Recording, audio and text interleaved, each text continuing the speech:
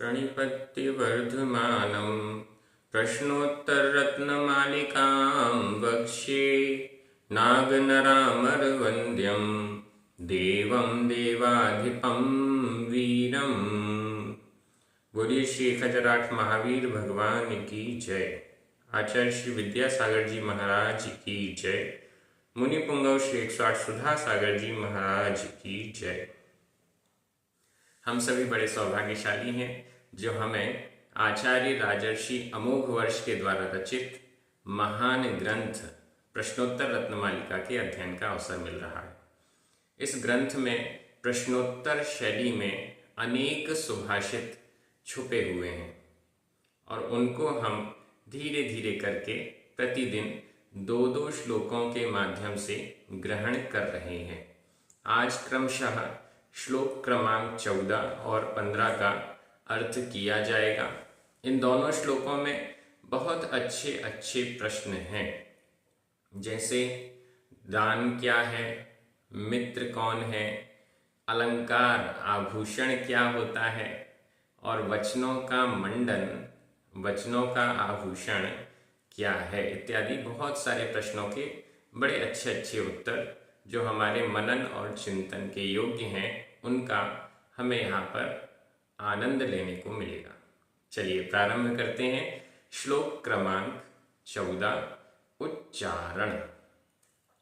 किम किम दान मना कांक्षम, दान मना कांक्षम। किम मित्रम यन्निवर्तयति, यन्निवर्तयति पापात्, पापात्। अब यहाँ पर जो ता है वो हलंत है, आधा ता है, पापात ऐसा नहीं बोलना है, पापात, तो उसमें ता आधा ही उच्चारण है। कोलंकारः, कोलंकारः शीलम, शीलम। किम वाचाम, वाचाम मंडनम, मंडनम सत्यम, सत्यम। किम दानमना कांक्षम, किम दानमना कांक्षम। किम मित्रं यन्निवर्तयति पापात्, किम मित्रं यन्निवर्तयति पापात्। कोलंकारः शीलम, कोलंकारः शीलम।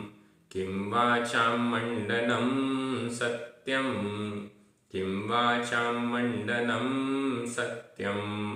बहुत अच्छा श्लोक है और यहाँ भी हमें 4 प्रश्न दिखाई दे रहे हैं। चारों प्रश्न कौन कौन से हैं? पहला, किम दानम, दानम किम, दान क्या है, दान क्या है, दान का स्वरूप क्या है। दूसरा, किम मित्रम, मित्र कौन है, मित्र किसे कहते हैं, मित्र की क्या परिभाषा है।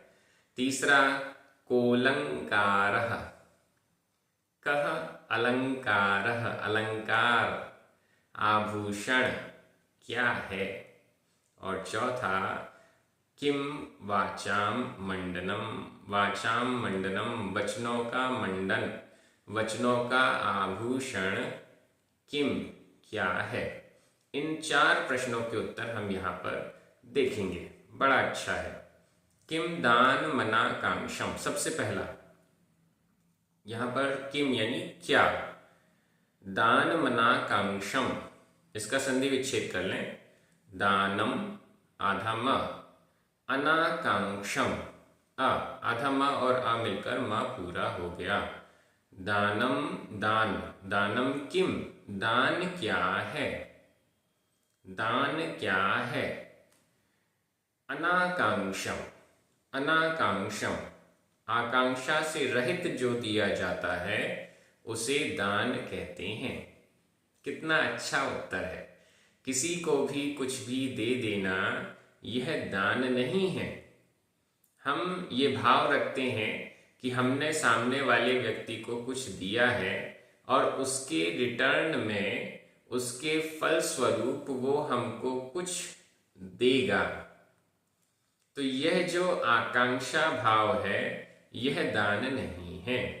हमने किसी की सहायता की और हम यह विचार करते हैं कि हमारी सहायता करने के बाद वो हमारी प्रशंसा करेगा, 4 लोगों को बताएगा कि इन्होंने हमारी बहुत सहायता की है।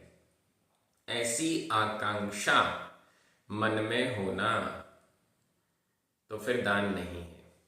हमने दान दिया और मन में ये आकांक्षा है कि हमको स्वर्ग मिल जाए, हमको भोग भूमि मिल जाए, हमको 1 पैसा दिया है तो हमको 100 रुपये मिल जाए। ये जो आकांक्षा है, इस आकांक्षा पूर्वक दिया गया दान दान की कोटि में नहीं आता है। वास्तविक दान क्या है? असली दान क्या है? अनाकांक्षम, आकांक्षा से रहित, किसी भी लौकिक अथवा अन्य किसी प्रकार की आकांक्षा से रहित। देखिए, हम बाजार में वस्तु खरीदते हैं और वहां भी हम रुपए पैसे देते हैं और उससे वो वस्तु लेके आते हैं। मतलब हमने किसी को 500 रुपए दिए और उससे कोई वस्तु खरीदी। ये दान नहीं है, यह तो व्यापार है। या कोई भी वस्तु खरीदना है, इसको दान नहीं कहते ना? हाँ, नहीं कहते, ठीक है। अब उसी प्रकार से हमने मंदिर में, तीर्थ क्षेत्र में, कहीं पर भी 500 रुपए दिए और बदले में कोई आकांक्षा रखी कि इस 500 रुपए में हमको ये मिले, तो फिर ये क्या हुआ? ये भी उसी व्यापार के समान हो गया। इसलिए दान की परिभाषा यहां पर कही है अनाकांक्षम, आकांक्षा से रहित होना। नॉर्मली कई बार हम आकांक्षा सहित होकर दान करते हैं। हमारी आकांक्षा ये हो सकती है, ध्यान दीजिएगा, इस क्षेत्र का विकास हो, इसलिए मैं दान कर रहा हूं। ठीक है, ये आकांक्षा नहीं है, ये हमारी भावना है। डिफरेंस है यहाँ पर। हम आकांक्षा करें कि मैं दान दे रहा हूं और ये नया नया क्षेत्र है, यहाँ पर जो पार्टियां लगेगा उसमें मेरा नाम सबसे ऊपर लिख जाएगा, इसलिए मैंने दान दिया। तो यह जो भाव है यह आकांक्षा है। मैंने दान दिया, मेरा सम्मान बढ़ जाएगा, यह आकांक्षा है।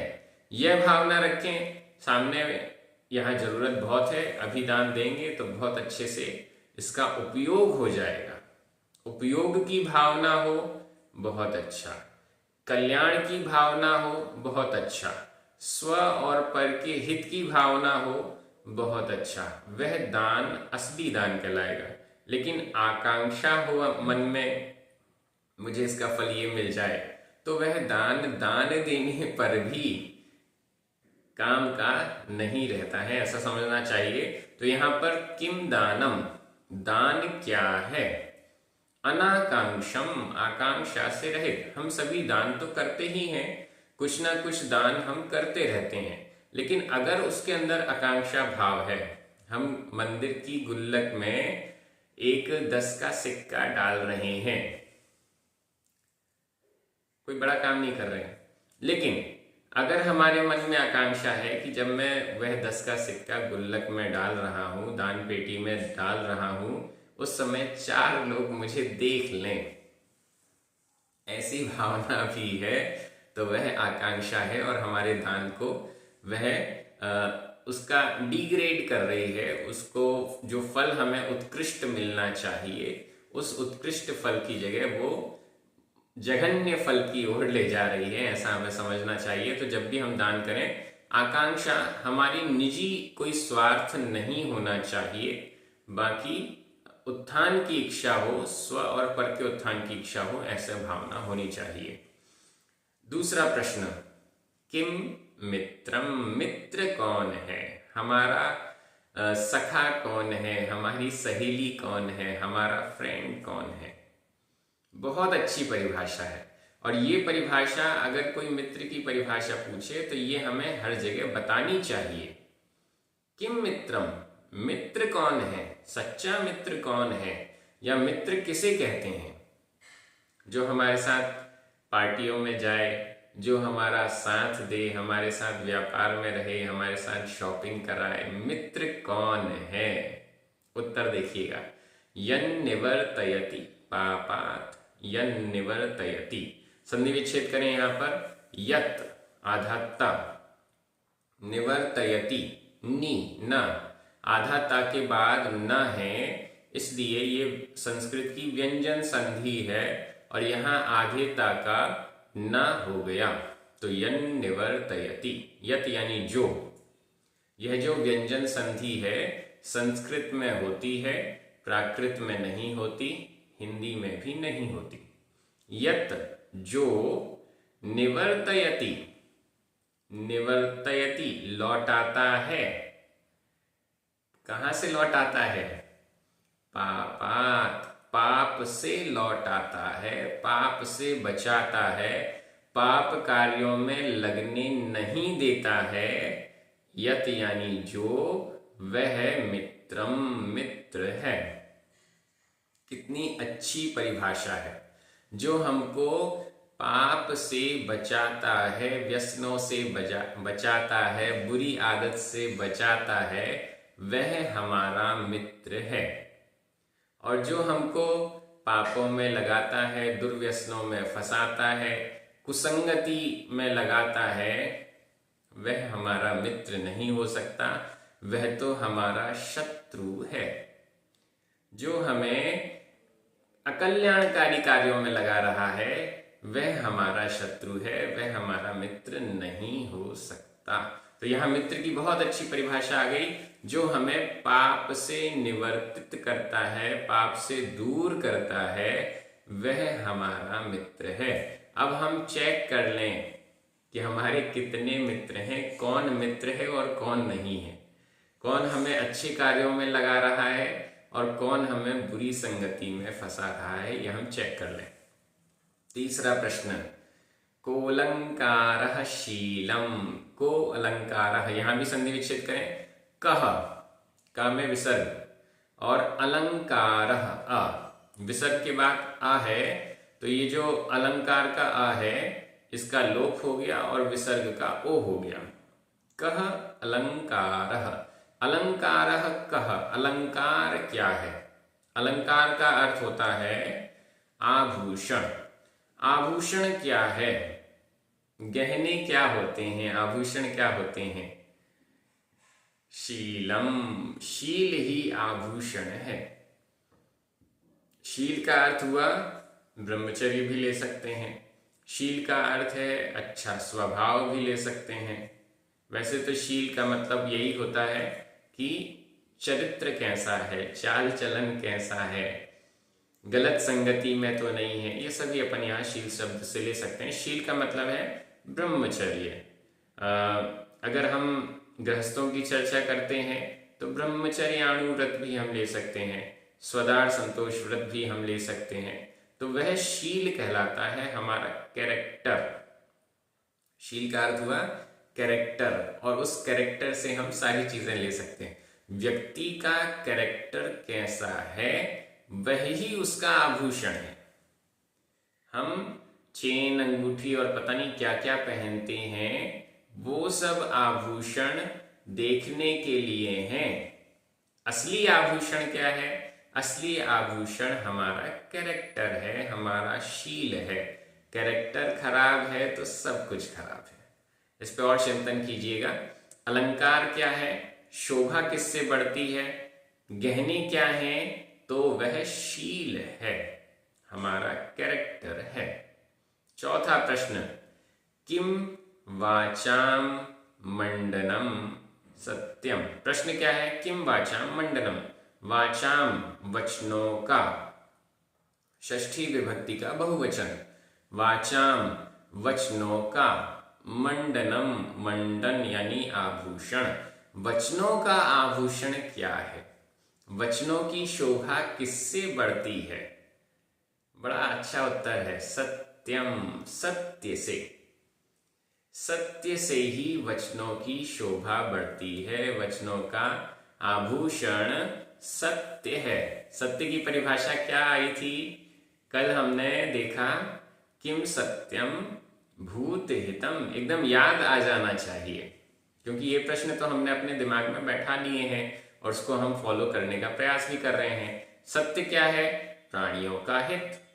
तो प्राणियों के हितकारक वचन बोलना ही सत्य है, और यह सत्य ही वचनों का आभूषण है, ऐसा हमें समझना चाहिए। हम जो भी बातें बोलते हैं वो जीवों के हित की बोलेंगे तो निश्चित रूप से हमारे वचन शोभायमान होंगे। बहुत अच्छा श्लोक था। एक बार मैं हिंदी अर्थ कर रहा हूं, आपकी नजर तुरंत संस्कृत शब्दों पर जानी चाहिए। दान क्या है? उत्तर, आकांक्षा से रहित होना। मित्र कौन है? उत्तर, जो पाप से दूर करता है। तीसरा, अलंकार क्या है? उत्तर, शील। और चौथा, वचनों का आभूषण क्या है? उत्तर, सत्य। अब हम चलते हैं श्लोक क्रमांक 15, उच्चारण। किमनर्थ फलम, किमनर्थ फलम, किमनर्थ फलम, मानस मसंगतम, मानस मसंगतम, का सुखावहा, सुखावहा, मैत्री, मैत्री, सर्व व्यसन, व्यसन विनाशी, सर्व व्यसन विनाशी, को दक्षः, दक्षः, सर्वथा, सर्वथा, त्यागः, त्यागः। किमनर्थ फलम मानस, किमनर्थ फलम मानस, मसंगतम का सुखावहा मैत्री, मसंगतम का सुखावहा मैत्री, सर्वव्यसन विनाशे, सर्वव्यसन विनाशे, को दक्षः सर्वथा त्यागः, को दक्षः सर्वथा त्यागः। बड़ा अच्छा श्लोक है। इसमें 3 प्रश्न हैं। पहला, किम अनर्थ फलम, अनर्थ का फल क्या है। दूसरा, का सुखावहा, सुख को प्रदान करने वाला कौन है, सुख को प्रदान करने वाली कौन है। और को दक्षः, सर्व व्यसन विनाशी को दक्षः, समस्त व्यसनों के विनाश में कौन दक्ष है। बड़े अच्छे प्रश्न, बड़े चिंतनीय और ग्रहण करने योग्य। सबसे पहला, किम अनर्थ फलम, संधि विच्छेद करें। किम आधा म, अनर्थ फलम अ, आधा म और आ मिलकर म पूरा हो गया। अनर्थ फलम किम, अनर्थ का फल क्या है। अनर्थ, हमसे कोई अनर्थ हो गया, उसका फल क्या है, उसका परिणाम क्या है। अनर्थ से यहां तात्पर्य हो गया कोई गलत कार्य हो गया जो हमको नहीं करना चाहिए, कोई पाप हो गया। उस अनर्थ का फल, उस पाप का फल क्या है। बहुत अच्छा उत्तर जो हमेशा होता है। मानस मसंगतम, मानस मसंगतम, संधि विच्छेद कीजिए। मानसम आधा म, असंगतम अ, आधा म और आ मिलकर म पूरा हो गया। मानसम असंगतम, असंगतम मानसम, असंगत मानस। कोई अनर्थ हो जाता है हमसे, कोई पाप, बड़ा भारी पाप हो जाता है हमसे, तो सबसे पहला काम क्या होता है। मानसम असंगतम, असंगत मानस हो जाता है। हमारा मन खिन्न हो जाता है, हमारा मन खराब हो जाता है, असंगत हो जाता है। मतलब जैसा मन हमारा नॉर्मल अच्छा रहता है, लेकिन वो असंगत हो जाता है, खराब हो जाता है। क्यों? बड़ी भारी गलती हो गई, गलत काम हमसे हो गया, कोई पाप हमसे हो गया, उस पाप के कारण हमारा मन विचलित हो जाता है, मन खिन्न हो जाता है, अच्छा नहीं फील होता है। तो यह अनर्थ का फल है। नरकों की प्राप्ति होगी, दुख की प्राप्ति होगी, संसार में भटकना पड़ेगा। ये सब तो ऐसा फल है जो भविष्य में देखा जाएगा। लेकिन वर्तमान में क्या होता है? तुरंत ही वर्तमान में ही हमारा मन असंगत हो जाता है, हमारा मन व्याकुल हो जाता है, व्यथित हो जाता है, खिन्न हो जाता है। ऐसा अनर्थ का फल है। क्या किया जाए? इससे बचने के लिए अनर्थ करने से हमें बचना चाहिए। बहुत अच्छा यहाँ पर चिंतन हमें प्राप्त हो रहा है। दूसरा, का सुखावहा। सुखावहा का, सुखावहा, सुखावह, सुख को प्रदान करने वाला, वाली, क्योंकि यहाँ का स्त्रीलिंग में है। सुखावहा यह भी स्त्रीलिंग हो गया। सुखावहा का, सुख को प्रदान करने वाली कौन है? सुख देने वाली कौन है? हमारी धन संपत्ति, हमारे स्त्री पुत्र कौन है जो हमें सुख प्रदान करते हैं? जब तक उत्तर नहीं आता मैं थोड़ा रुक जाता हूं, जिससे आप लोग सोच लें क्या ऑप्शन हो सकता है। लेकिन यहाँ लिखा हुआ मिल गया है तो आपको दिख भी रहा होगा। मैत्री, मैत्री, मित्रता। मैत्री का भाव ही हमें सुख को प्रदान करता है। सभी जीवों के प्रति मैत्री। सत्वेषु मैत्रीम गुणिषु प्रमोदम। सत्व यानी जीवों के प्रति मैत्री, सभी जीवों के प्रति मैत्री, मित्रता का भाव। यह जो मित्रता है, यह जो मैत्री है, वह हमें सुख प्रदान करने वाली है। कैसे? हमारा मित्र फर्स्ट आ गया, हमारा मित्र उन्नति कर रहा है, हमारे मित्र को पुरस्कार मिला, हमारा मित्र सफल हो गया तो हमें खुशी होती है। और हमारा शत्रु सफल हो जाए तो दुख होता है। मित्र जितने ज्यादा हमारे मित्र हों, जितनी ज्यादा हमारी मित्रता हो और उन सभी मित्रों की सफलता, कल्याण को देखकर हमें खुशी होती है, तो यह सुख प्रदान करने वाली मैत्री है। मैत्री, मित्रता सुख को देने वाली है। मित्र की परिभाषा भी पहले बताई गई। क्या बताई गई? जो हमें पाप से बचाता है वह मित्र है। और जितने ज्यादा हमारे मित्र होंगे, जितने ज्यादा हमको पाप से बचाने वाले होंगे, उतना ज्यादा सुख हमें मिलने वाला है। दोनों तरफ से हम विचार करते हैं तो मैत्री, मित्रता निश्चित रूप से हमें सुख को देने वाली है। हमारा भाव क्या होना चाहिए? हमारा भाव परस्पर में जीवों के प्रति, सभी जीवों के प्रति मैत्री का भाव होना चाहिए। यह मैत्री का भाव राग नहीं है। देखिए, इस बात को भी बहुत अच्छे से विचार कर लें। कई लोग तुरंत कह देते हैं ये मैत्री, ये वात्सल्य, ये तो राग है, और राग है सो आग है जलाती है इत्यादि, सीधे उनके डायलॉग्स चालू हो जाते हैं। मैत्री जो है, सभी जीवों के प्रति जब हम मैत्री रखते हैं तो वह राग नहीं होता, बल्कि राग को नष्ट करने वाला होता है। फिर से सुनिए, जब हम सभी जीवों के प्रति मैत्री रखते हैं, सभी जीवों के प्रति वात्सल्य रखते हैं, तो वह मैत्री और वात्सल्य राग को नष्ट करता है। राग लिमिटेड लोगों के प्रति होता है, लिमिटेड वस्तु के प्रति होता है, सीमित होता है।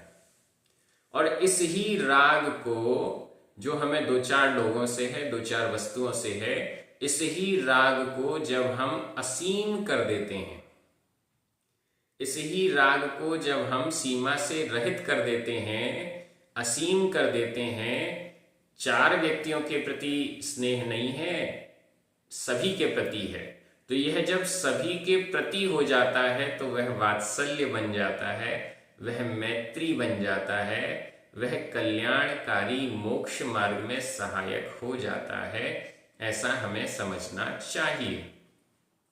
तो यहां पर सुख को प्रदान करने वाला कौन है? मैत्री है। राग तो दुख को देता है, राग तो दुख को देता है और यह मैत्री सुख को प्रदान करती है। इसका मतलब राग से विपरीत है ये मैत्री। बहुत अच्छी बात है, चिंतन करना चाहिए हमें। राग से उल्टा है यह मैत्री, राग का विपरीत है, राग को नष्ट करने वाली है। राग तो दुख देता है और मैत्री सुख प्रदान करती है। तो इस दृष्टि से हमें सभी जीवों के प्रति मैत्री भाव रखना चाहिए, यही सुख को प्रदान करने वाला है। आगे, सर्व व्यसन विनाशे को दक्षः। सर्व व्यसन विनाशे, सर्व समस्त व्यसन, खोटी आदतों को व्यसन कहते हैं। सर्व व्यसन विनाशे, समस्त व्यसनों के विनाश में, सभी व्यसनों को नष्ट करने में, सभी खोटी आदतों को दूर करने में, को दक्षः, को यहां पर विसर्ग का ओ हो गया है। कह कौन? दक्षः, दक्ष है, समर्थ है। 7 व्यसन हैं, ये तो मुख्य हैं जो कि शास्त्रों में बताए गए हैं। उसके अलावा भी हमारी न जाने कितनी ऐसी आदत होती हैं, लग जाती हैं, जो गलत हैं, जिनको हम छोड़ना चाहते हैं, छोड़ नहीं पाते हैं, तो उसको भी हम व्यसन कहते हैं।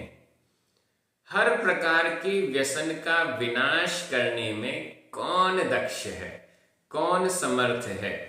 अगर हमारे अंदर कोई खोटी आदत है, व्यसन है और उसको हम छोड़ना चाहते हैं, तो ये फॉर्मूला जरूर अपना लीजिएगा। कौन समर्थ है? उत्तर, सर्वथा त्यागः। सर्वथा, हर प्रकार से, त्यागः, त्याग। कोई भी व्यसन है, मान लीजिए टीवी देखने का व्यसन है, कोई सीरियल, फालतू का सीरियल है, सास बहू वाला, बस वो कहानी बढ़ती जा रही, बस देख रहे हैं। अब वो व्यसन हो गया, उस व्यसन को छोड़ना है तो क्या करें? सर्वथा त्यागः, त्याग कर दीजिए, छोड़ दीजिए। बस हमने आज से उसका त्याग किया। एक बार उस व्यसन का हमने दृढ़ता पूर्वक त्याग कर दिया तो वह व्यसन हमेशा के लिए छूट जाएगा। कोई व्यक्ति नशीले पदार्थ, शराब का सेवन करता है, सिगरेट का सेवन करता है, अगर वो पूर्ण रूप से सोच ले कि मैं तो इसका त्याग करता हूँ, मंदिर में जाकर नियम ले ले, गुरुओं से जाकर नियम ले ले कि इसका हम पूर्ण रूप से त्याग करते हैं, तो निश्चित रूप से वह व्यसन भी छूट जाता है। सर्वथा त्याग, सर्वथा त्याग का मतलब है कि अब एक बार भी उसका सेवन हम नहीं करेंगे, पूर्ण रूप से त्याग। ये नहीं कि हम आज नहीं करेंगे कल करेंगे, ऐसा नहीं, सर्वथा त्याग। ऐसा करने से बड़ा व्यसन भी छूट जाएगा। कितनी अच्छी अच्छी बातें हमको यहाँ प्रश्नोत्तर रत्नमालिका से मिल रही हैं। निश्चित रूप से इस ग्रंथ के द्वारा हमारा कल्याण होना ही होना है। मैं तो बार बार आग्रह आपसे कर रहा हूँ कि अपने मित्रों को भी कहिए कि इस ग्रंथ का स्वाध्याय करें। और अब तो YouTube पर ये पूरा आ गया है, मतलब कभी भी इसका स्वाध्याय कर सकते हैं, कभी भी इस वीडियो को देखकर हम इन सब अच्छी अच्छी बातों को सीख सकते हैं, समझ सकते हैं। आप सभी बहुत अच्छे से अध्ययन कर रहे हैं, सभी को बहुत बहुत धन्यवाद। जिनवाणी माता की जय, सभी को जय जिनेंद्र।